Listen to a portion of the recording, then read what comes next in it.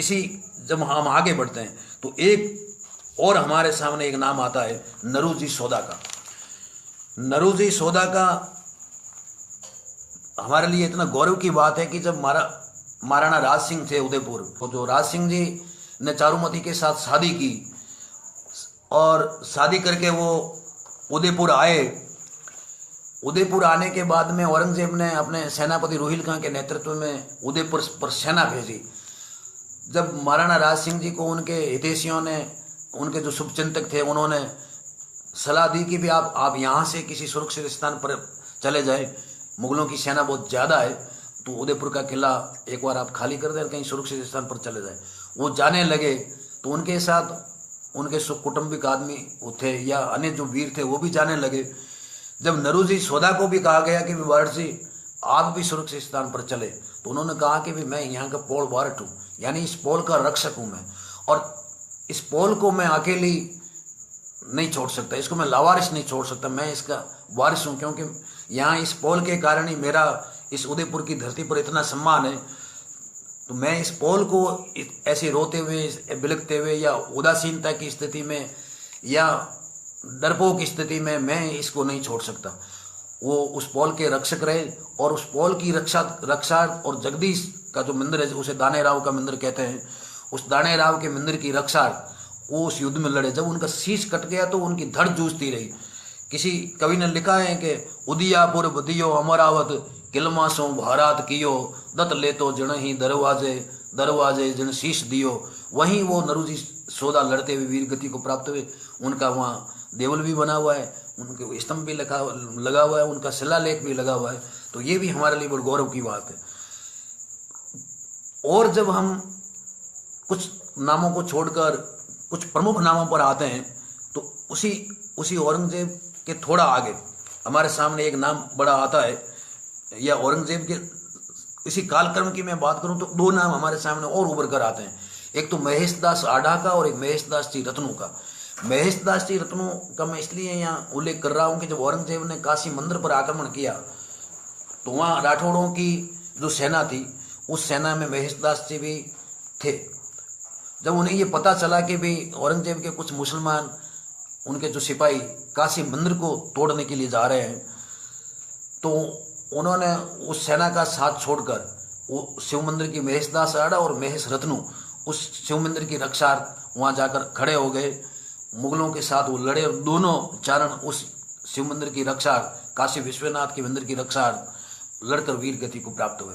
एक कवि ने गीत कहा है कि ईश्वर वचन सांवळे अतनु कर मतनु दृढ़ समझ कटे तोड़े खड़ा जवन मद रतनु रतनु शिव मुख दाद रटे।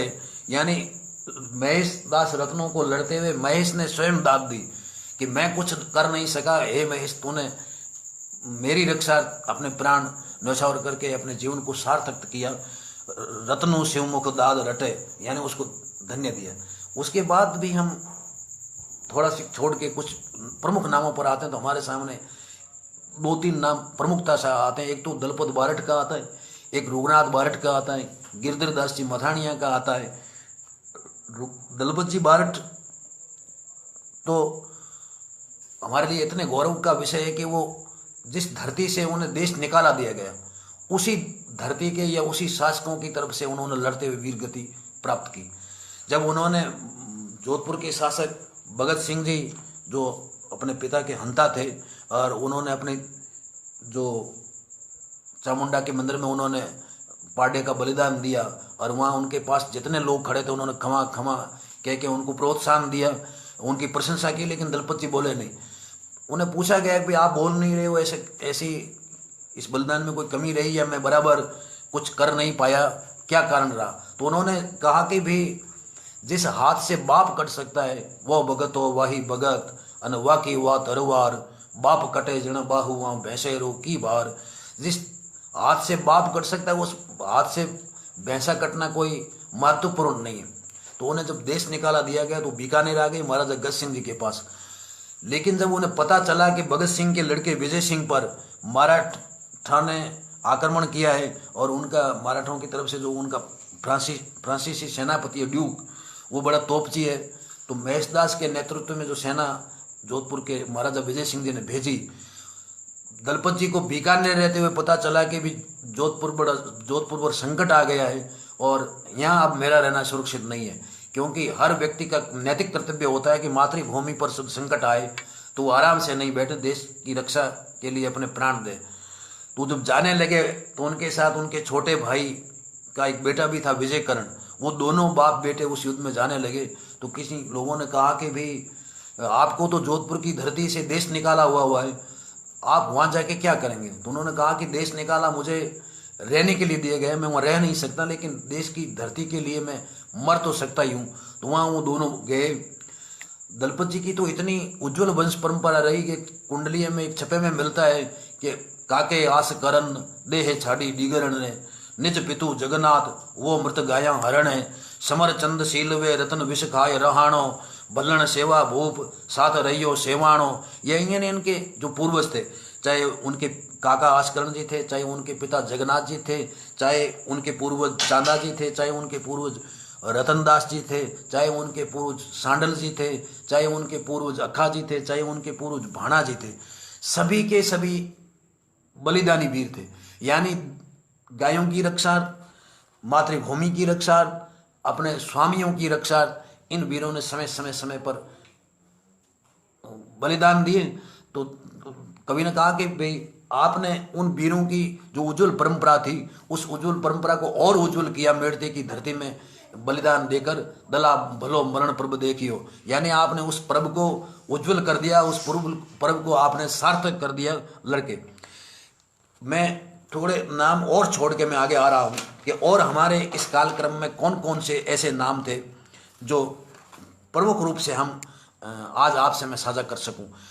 इसी कालक्रम में मैं थोड़ा आगे आ गया। औरंगजेब के ज़माने की मैं बात करूं तो उस समय हमारे सामने एक प्रमुख नाम आता है मानदान जी रत्नू का।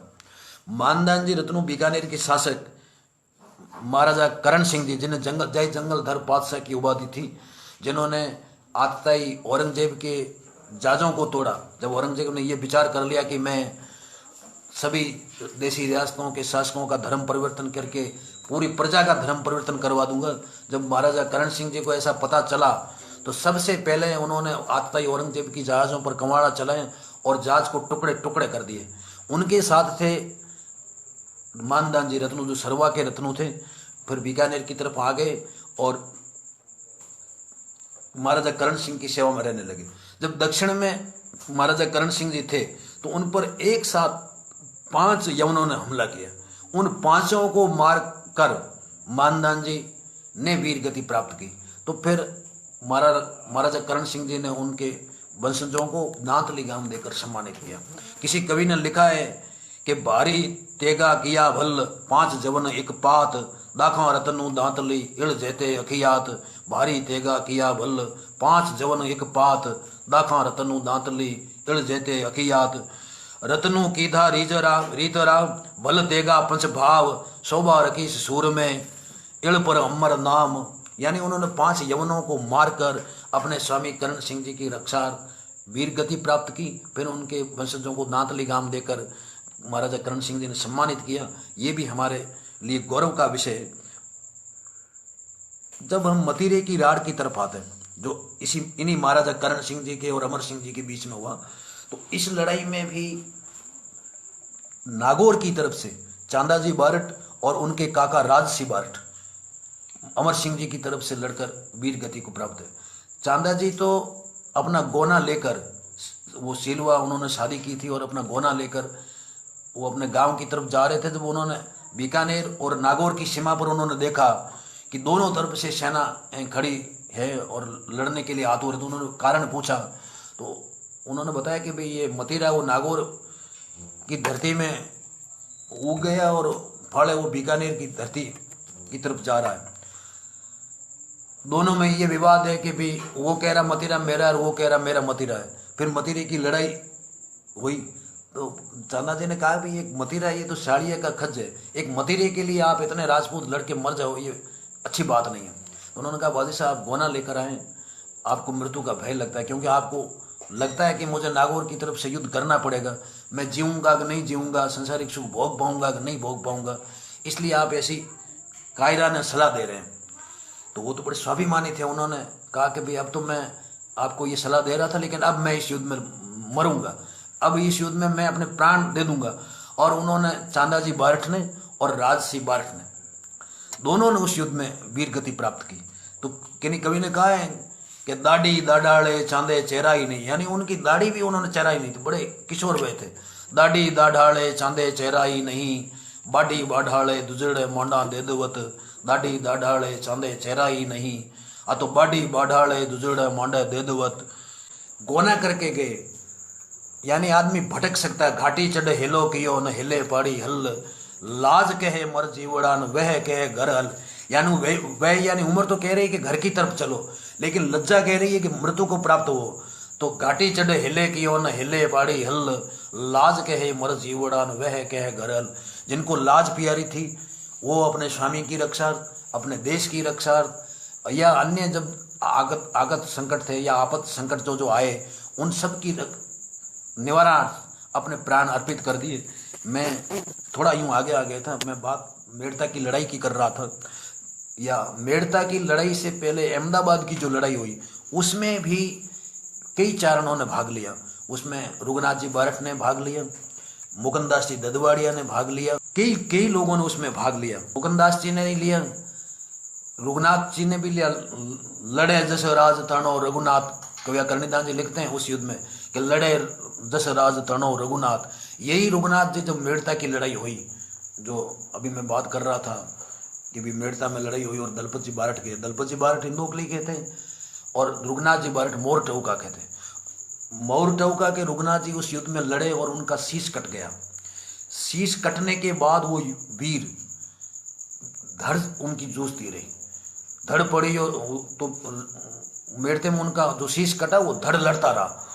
सिर पड़ियो धड़ जूझियो रंग राड मेड़ते हद बताया हाथ, सिर पड़ियो धड़ जूझियो रंग बारठ रघुनाथ, उनका जो धड़ लड़ता रहा। इसी कालक्रम में एक सुंदरदास जी बीठू का नाम हमारे सामने आता है। सुंदरदास जी बीठू भी अमर सिंह जी के विश्वास पात्र थे, उनके वीर सैनिक भी थे और उनकी रक्षा में वो नियुक्त थे। जब रात को अमर सिंह जी नागौर तंबू में आराम कर रहे थे तो एक घाती ने उन पर घात करके हमला करना चाहा कि भाई मैं इनको मार दूंगा, लेकिन वो अमर सिंह जी बड़े मुस्तैद थे। तो आय चोर अमरेश्वरी, एक दुआ है कि आय चोर अमरेश्वरी फाड़ी तंबू कनात, सिर तोड़ियो समशेर सु हद सुंदर रा हाथ। आय चोर अमरेश्वरी न फाड़ी तंबू कनात, सिर तोड़ियो समशेर सु हद सुंदर रा हाथ। और उस एवज में अमर सिंह जी ने सुंदरदास जी को झोरड़ा गांव देकर सम्मानित किया, उनका बड़ा सम्मान किया। सुंदरदास जी की भी बहुत कविताएं मिलती है। आगे हम और बढ़ते हैं, तरतर इस तरफ आते हैं तो तेज सी खिड़िया भी हमारे सामने एक नाम आता है, लेकिन जो प्रमुख नाम आता है हमारे सामने वो इंद्रभान जी बारठ का आता है। इंद्रभान जी बारठ भी मोर टौका के थे और जसराज जी के बेटे थे और रघुनाथ जी बारठ के बड़े भाई थे। जब महाराजा अभय सिंह जी की मृत्यु होने लगी तो उनको ऐसी आशंका हुई कि उनका जो पुत्र है राम सिंह वो ज़्यादा योग्य नहीं है और उनसे जो उनका भाई है भगत सिंह वो शासन खोस लेगा, छीन लेगा। तो उन्होंने रिया ठाकर, आशोक ठाकर या जो पड़ियाल के ठाकुर थे उन सब ठाकुरों को और इंद्रभान जी बारठ आदि को बुलाया और उनको शपथ दिलाई कि मेरे पुत्र की गलतियां को आप नज़रअंदाज करेंगे और उनकी अयोग्यता को भी नज़रअंदाज करेंगे और मेरी बात का ध्यान रखते हुए उसकी रक्षा करेंगे। तो सभी वीरों ने उनको वचन दिया।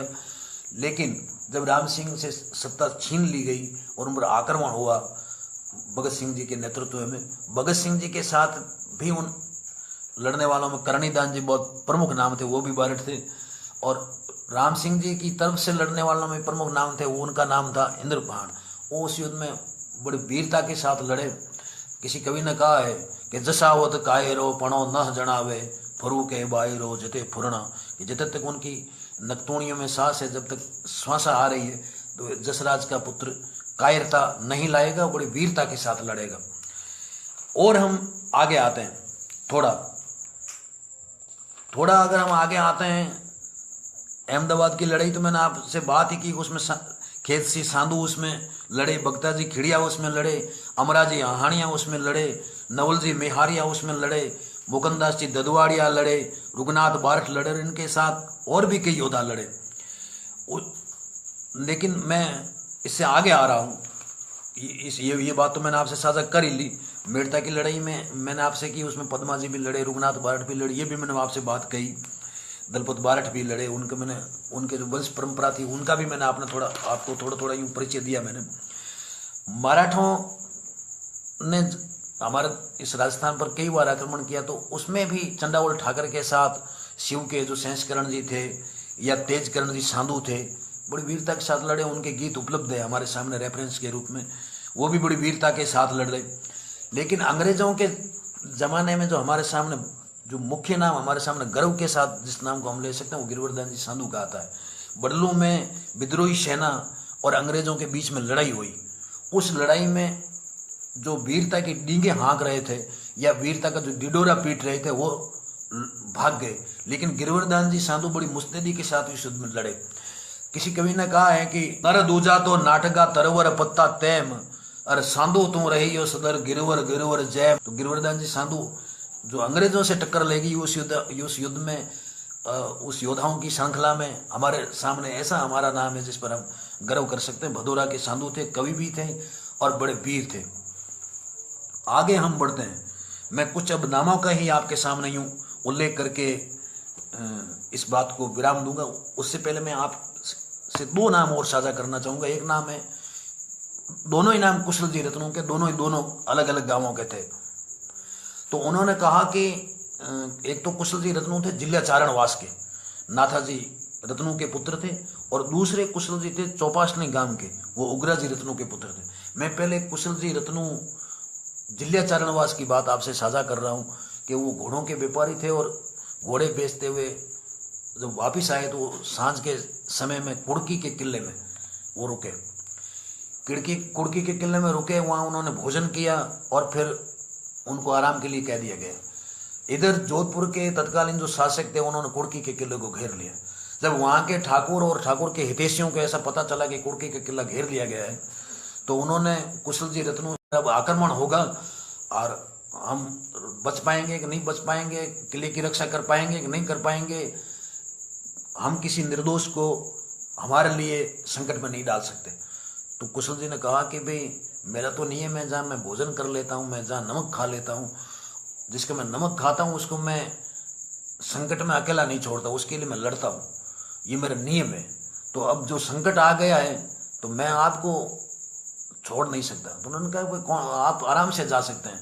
तो मैं कहाँ जा सकता हूँ? लोग ये कहेंगे कि जब कुड़की के किले पर हमला किया उससे पहले बाढ़ दिन थोड़ा पहले तो वहाँ भोजन किया, जैसे ही आक्रमण हुआ तो पिछली गली से बाढ़ से वहाँ से भाग गए। तो मैं ऐसा कायर थोड़ा हूँ ये मैं मेरे पर कलंक लगाऊँ। तो ठाकर ने भी मान ली। उस युद्ध में कुशल जी बड़ी वीरता के साथ लड़े।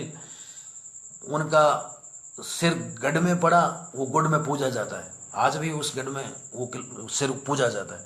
और उनकी धड़ जूझते हुए कुड़की की तलाई की पाल के पास पड़ी, तो वहाँ भी एक चौकिया बना हुआ है, उन पर गीत भी मिलता है। एक दुआ मैं आपसे साझा कर रहा हूँ, किसी कवि का है कि काम कियो कुड़की किले न जीत लियो हद जंग, अमल्ला वेला आपने रत्नु कुशला रंग, काम कियो कुड़की किले जीत लियो हद जंग, अमल्ला वेला आपने रत्नु कुशला रंग। यानी उनका सिर कुड़की के किले में पूजा जाता है, उनकी जो धड़ जहाँ गिरी वो चौंतरा कुड़की की पाल के पास है।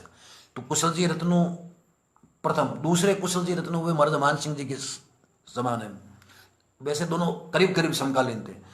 जब बिहारी दास खींची के प्रसंग को लेकर महाराजा मान सिंह जी बिहारी दास खींची पर रुष्ट हुए, वो मरने की आशंका से, भय की आशंका से इधर उधर शरणागत भागा कि कोई मुझे शरण दे दे, मैं कहीं सुरक्षित बच जाऊं। लेकिन किसी ने महाराजा मान सिंह जी के भय से शरण नहीं दी। फिर वो भागता भागता खेजड़ला और साथीन के ठाकर शक्तिदान जी के वहाँ पहुँचा और उन्होंने कहा कि मुझे शरण दीजिए, और कोई मुझे शरण देता नहीं है। तो शक्तिदान जी बड़े वीर थे, महाराजा मान सिंह जी के विश्वास पात्रों में भी थे, लेकिन उन्होंने शरण दे दी। जब महाराजा को पता चला कि शक्तिदान जी ने शरण दे दी है, तो उन्होंने चौपासनी के कुशल जी रत्नू, जो उग्रा जी रत्नू के लड़के थे, उनको भेजा आप रत्नु हैं और वो भाटी है, तो आपके सनातनी संबंध है, उनको जाकर समझा दो कि बिहारी दास खींची जो महाराजा मानसिंह जी का भगोड़ा है, उनका अपराधी है और अपराधी को सजा नहीं दे। अगर आप अपराधी को सजा दोगे तो आपको भी सजा का भागी बनना पड़ेगा, मैं बिल्कुल युद्ध करूंगा। तो कुशल जी वहां पहुंचे और उन्होंने कहा कि भाई दरबार से टक्कर न लें, दरबार से आप न बढ़े, उनके सीधे सीधे विरोधी न बने, हमारे हित में नहीं होगा, इससे अच्छा है कि आप इसको निकाल दो। तो शक्तिदान जी ने कहा कि ये सलाह तो आपने हमारे सनातनी संबंधों के, हमारे हितैषी के कारण दी है, क्योंकि आप मैं राजपूत हूँ और आप चारण हैं, तो अब मुझे आप एक चारण के नाते सलाह दीजिए कि मेरे जो आदमी शरणागत आ गया है उसको लेकर मुझे क्या करना चाहिए। तो उन्होंने कहा कि भाई अगर आप राजपूत है और ये आपकी शरण आ गया है तो फिर तो सती पयो हर कृपण धन पड़सी हाथ मुआ के हर केस भमंग मन शरण आई सुहड़ा, सती पयो हर कृपण धन पड़सी हाथ मुआ, फिर तो आपको इसकी रक्षा करनी चाहिए। आप राजपूत हैं तो ये आपके शरणागत हो गया, तो शरणागत की रक्षा करना आपका परम कर्तव्य है। तो शक्तिदान जी ने कहा कि अब आप जाके दरबार से कह दें कि शक्तिदान उसकी रक्षा करेगा, वो उसको निकालेगा नहीं। तो कुशल जी ने कहा कि भाई उन्होंने मुझे आपका मानकर आपके पास भेजा है, तो अब आप पर संकट आ गया और आपने अपने कर्तव्य पालन के हेतु आप उद्यत हो रहे हैं, तो ऐसे में मैं वहाँ भाग के कैसे कह सकता हूँ कि वो युद्ध करेंगे, अब तो मैं ही आपके साथ युद्ध करूँगा। तो जिनसुका के नेतृत्व में महाराजा मानसिंह जी ने साथियों पर टुकड़ी भेजी और जो तोप का गोला छूटा उसमें सबसे प्रथम कुशल जी रत्नु का एक पैर कटा। फिर लड़े, फिर उनके बीच समझौता भी हो गया।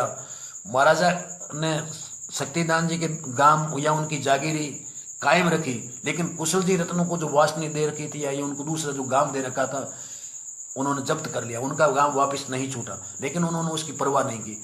कुशल जी रत्नु की वीरता में बुज्जी आसिया का भी गीत मिलता है, बक्सी राम जी रत्नु का भी गीत मिलते हैं, और भी एक दो कवि के गीत मिलते हैं, तो बड़े वीर हुए। मैं थोड़ा सी इसी श्रृंखला में आगे बढ़ रहा हूँ। अब आपके सामने थोड़ा नामोल्लेख की करूँगा क्योंकि समय की सीमा भी है। आदरणीय लखावत साहब भी मुझे आशीर्वाद दे रहे हैं, सुन रहे हैं, मार्गदर्शन उनका मिल रहा है। मैं थोड़ा सी कुछ नाम मैं आपसे साझा कर रहा हूँ कि उस कालक्रम में कौन कौन से हमारे जो वीर हुए। एक प्रमुख नाम आता हमारे सामने अमरा जी खिड़िया का। अमरा जी खिड़िया की वीरता को लेकर तो हरनाथ जी कोठारी तक ने गीत लिखे, दूसरों ने तो लिखे ही लिखे, लेकिन हरनाथ जी कोठारी ने भी लिखे। ईश्वरदास जी खिड़िया का नाम आता है, वो भी बड़ी वीरता के साथ ठाकुर के साथ लड़े। करनीदान जी भीमखंड का भी नाम हमारे सामने आता है। उन पर तो इतने गीत लिखे गए। मानदान जी मेड़ू ने भी लिखा, दाना जी मोतीसर ने भी लिखे, जैत जी वो आढ़ा ने भी लिखा, कई कवियों ने लिखे। 8-10 गीत ईश्वरदास जी खिड़िया की वीरता पर मिलते हैं।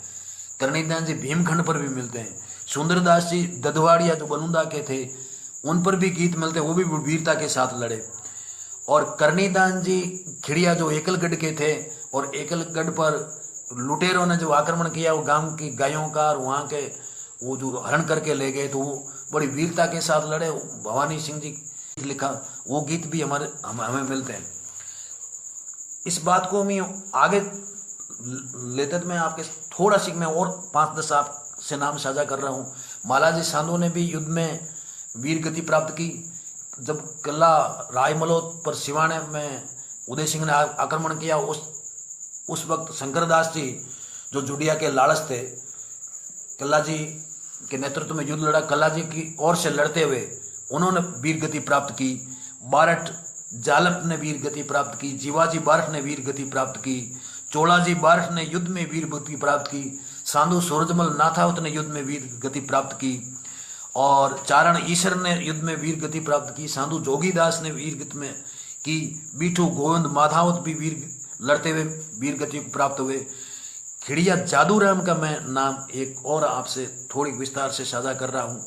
जब आमेर के राजा सवाई जयसिंह जी ने अभय सिंह जी पर आक्रमण किया, यहाँ युद्ध हुआ नहीं और वो तोपें वापिस भरी हुई जब गूलर के पास से, बकरी के पास से निकल रही थी, तो आमेरों ने उनको ताना दिया कि भाई राठौड़ हमारी तोपें खाली नहीं करा सके, ये तोपें वापिस जा रही है। तो जो बकरी के जो ठाकुर थे उन्होंने जादूराम जी से सलाह ली कि वर्ष अब कैसे किया जाए, ये तो मारवाड़ के पर मैणी है, ये उलाना हमारे ऊपर रहेगा, इन तोपों को कैसे खाली किया जाए। तो उन्होंने कहा कि भाई आप मेड़तियाँ मरना जानते हैं, मुड़ना नहीं जानते, तो आप उनका जो हाथी है उनको ले आओ घेर के।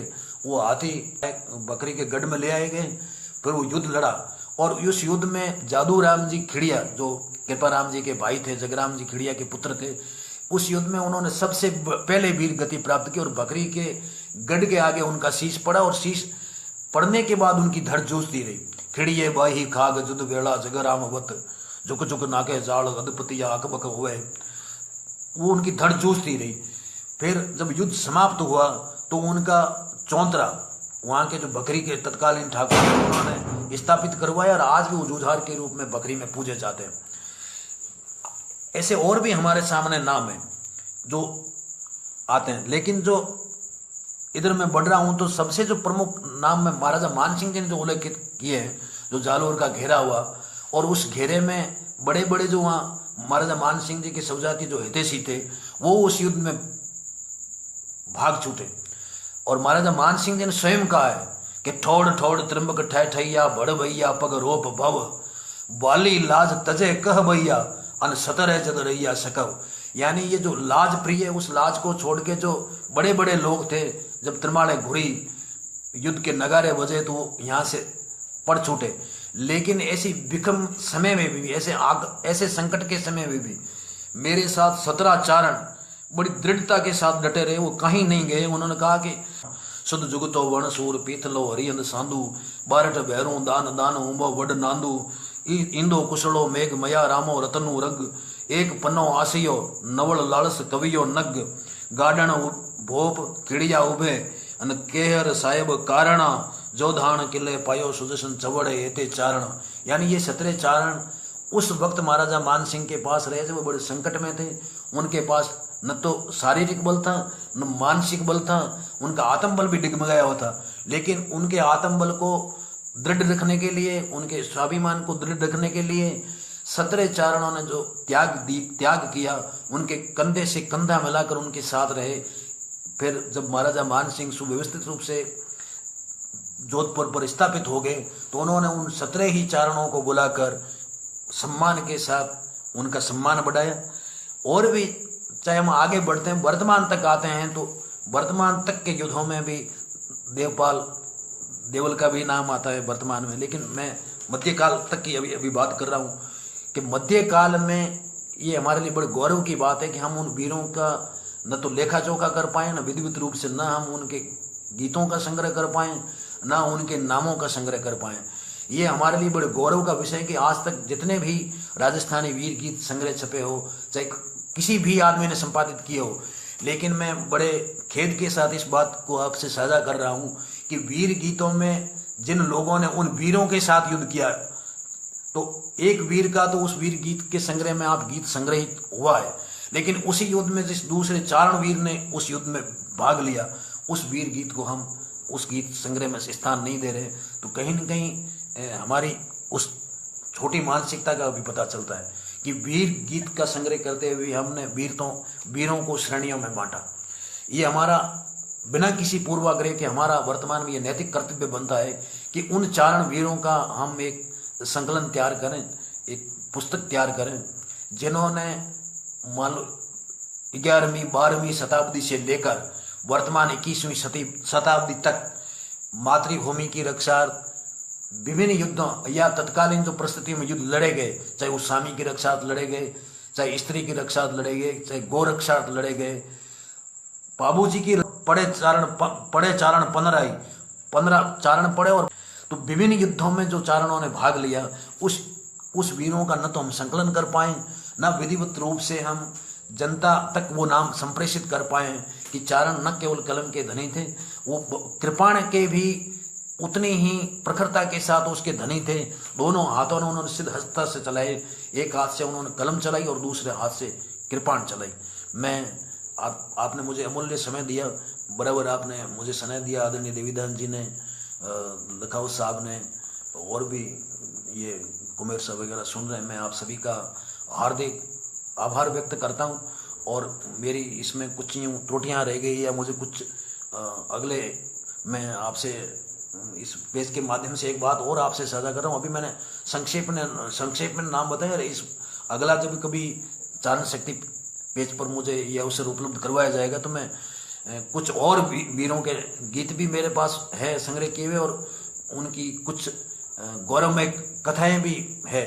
तो मैं चाहता हूं कि 2-3 ऐसे चारणों की कथाएं आपसे साझा करूं जिन्होंने त्याग के साथ अपना सर्वस्व निछावर कर दिया। उनका वो कोई स्वार्थ नहीं था। तो ये आपने मुझे समय दिया, सुना, और आगे भी आप मुझे इतना ही स्नेह देंगे। अगली बार मैं आपके सामने कुछ एक अगला एपिसोड लेके यूँ उपस्थित होऊंगा कभी इस पेज पर मौका मिला तो। आज तो मैंने केवल आपसे नाम साझा किए कि कौन कौन से वीरों ने किस किस युद्धों में भाग लिए, ये भी मैंने कोई 5-10% बताए। हम नैन्सी की ख्यात, चाहे मारवाड़ की परगनों की ख्यात, या और भी जो इतिहास पढ़ते हैं तो विभिन्न नाम हमारे सामने आते हैं। अभी भी हमें संकलन करने की आवश्यकता है। लखनऊ साहब का मार्गदर्शन मिलता रहा तो इस पर भी एक किताब तैयार की जाएगी कभी, कि किस किस वीरों ने किस किस युद्धों में किस किस तरीके से भाग लिया और कितनी वीरता उन्होंने प्रदर्शित की। आपका बहुत बहुत आभार, बहुत बहुत धन्यवाद कि आपने मुझे समय भी दिया, आपने सुना, मेरा सम्मान बढ़ाया। एक बार पुनः मैं आपका आभार व्यक्त करता हूँ। जय माता जी।